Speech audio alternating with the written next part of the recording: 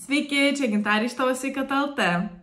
Šiandien labai greitas patarimas, labai paprastas patarimas, kaip padaryti, kad norėtumėte mažiau valgyti ir visą tai remiasi vienu tyrimu atliktų Harvarde.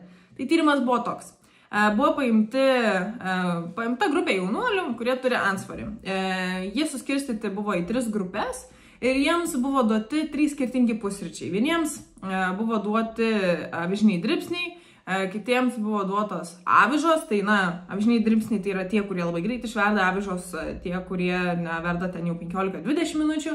Ir trečia grupė buvo tie, kurie gavo omletą. Tai yra, tam tikro tipo kiaušinienė. Ir tada ką tyrėjai padarė? Čia verta labai svarbu paminėti, kad visos grupės gavo tokį pat identišką kiekį kalorijų, tik tiek, kad tos kalorijos susidarė iš skirtingo maisto, ne? Ir ką tyrėjai padarė? Jie juos stebėjo, kas valandą, jų insulino lygius ir taip toliau, ir jiems pasakė, kai norėsite valgyti, spauskit mygtuką, mes jums atnešim.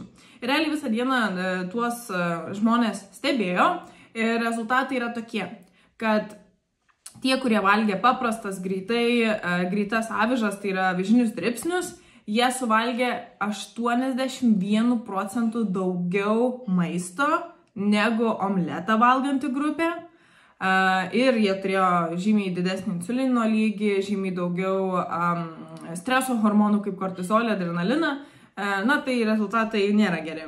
Antroji grupė, kurie valgė avižas, jie gavo truputėlį geresnius rezultatus, jie suvalgė truputėlį mažiau negu valgantys avižinius dribsnius pusryčiams, bet lyginant su omletą valgančia grupe, tie, kas valgė avižas, tai yra kokybiška grūda, ar ne, jie suvalgė vis tiek 50% daugiau maisto.